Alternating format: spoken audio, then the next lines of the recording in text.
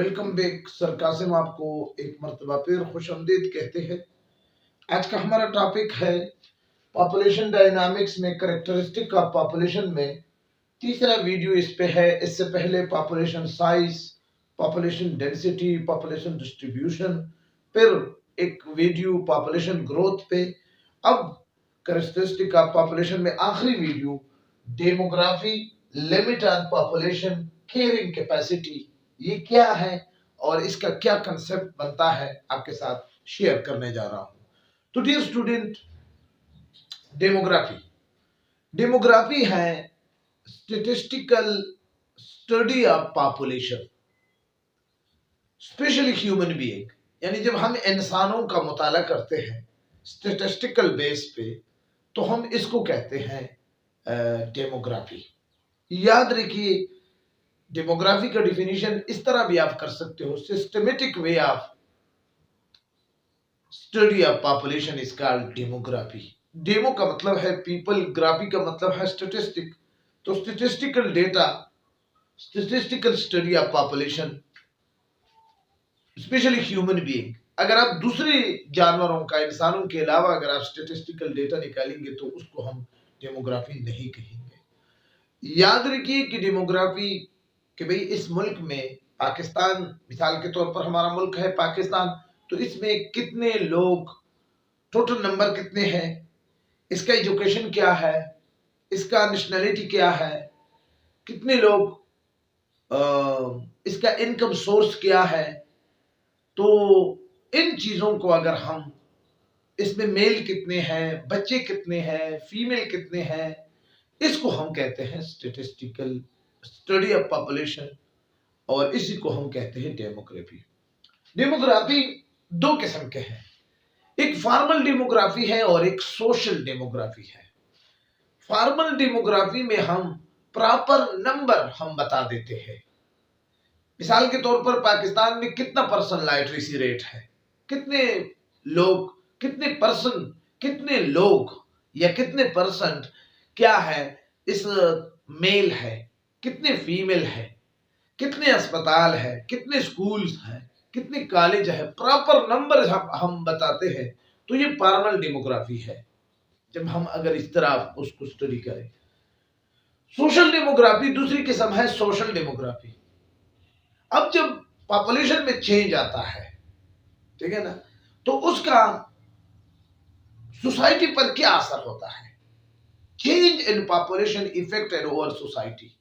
मिसाल के तौर पर बर्थ रेट की वजह से, नेटेलिटी की वजह से पॉपुलेशन चेंज हो गया। अब इसका सोसाइटी पर क्या असर हो रहा है। इसी तरह डेथ रेट की वजह से पॉपुलेशन कम हो जाता है, सोसाइटी पर इसका क्या असर होता है। माइग्रेशन की वजह से पॉपुलेशन चेंज हो गया, सोसाइटी पर इसका क्या असर होता है। उस असर को जब हम स्टडी करते हैं तो उसको हम कहते हैं ये सोशल डेमोग्राफी है। यानी फॉर्मल में हम एग्जैक्ट फॉर्मल यानी प्रॉपर नंबर स्टडी करते हैं, जबकि सोशल डेमोग्राफी में हम इस प्रॉपर नंबर का सोसाइटी के ऊपर इफेक्ट को स्टडी करते हैं। ठीक है ना। अगर इस तरह की स्टडी हम स्टेटिस्टिकल स्टडी करते हैं पॉपुलेशन का, तो एज ए होल हम इसको कहते हैं demography. I think that is suitable. तो इसके बाद है लिमिट ऑन पॉपुलेशन ग्रोथ।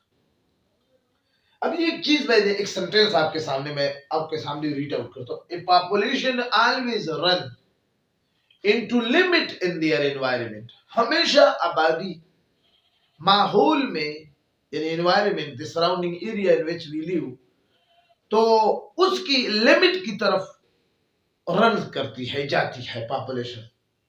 ठीक है ना।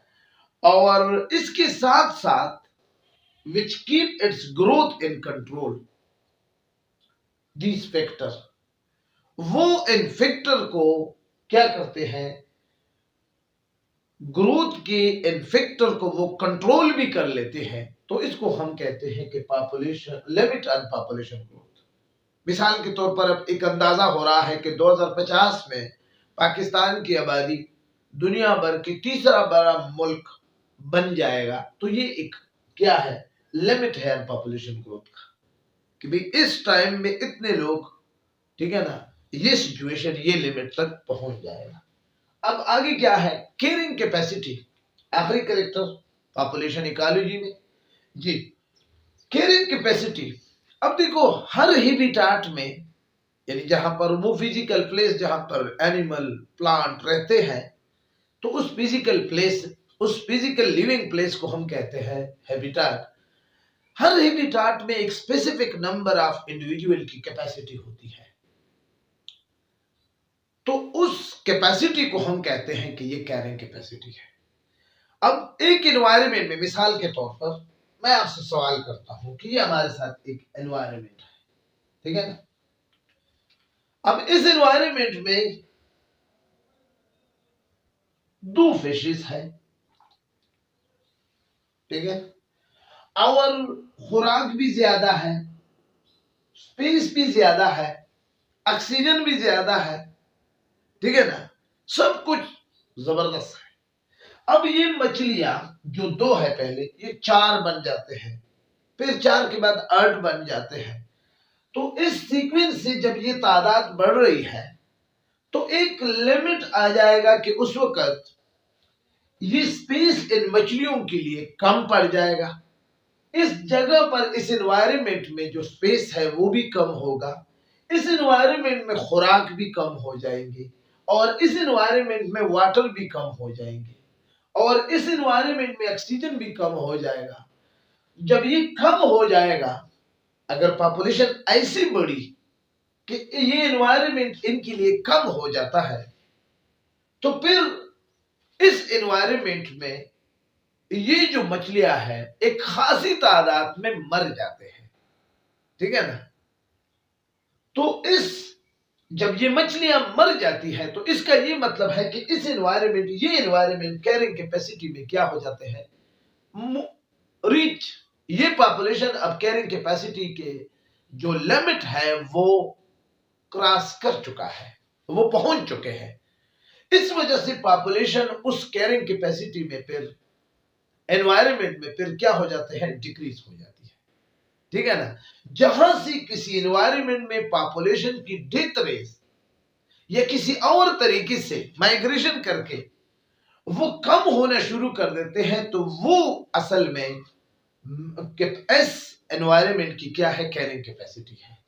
जब पॉपुलेशन डिक्रीज होना शुरू हो जाते हैं, ठीक है ना।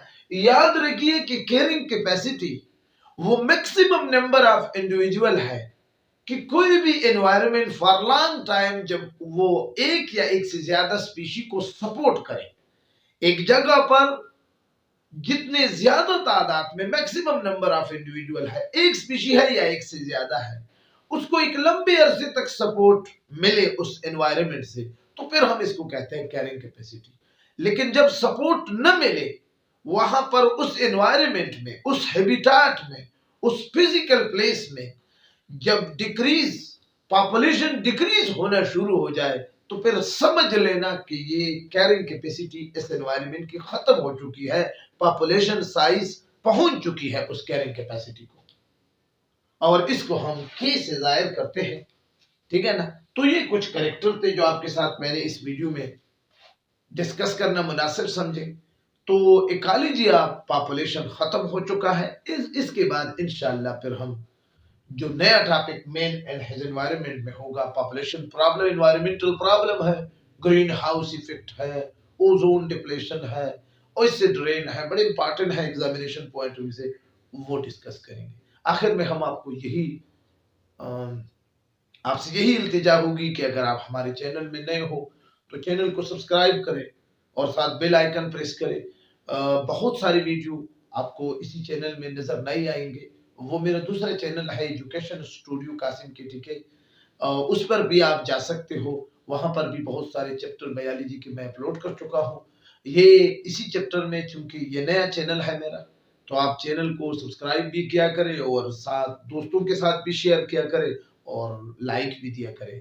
अपने दुआओं में याद रखिए। इंशाल्लाह अगर आपका यही इनकरेजमेंट रही, आपका यही हौसला रहा, आप लोगों के यही रद्द-ए-अमल रहा, तो इंशाल्लाह इस पूरे एक दिन इस चैनल को हम इंशाल्लाह top of the list channel में पाएंगे। अपने दुआओं में याद रखिए, अपना ढेर सारा ख्याल रखिए। खुदा हाफिज।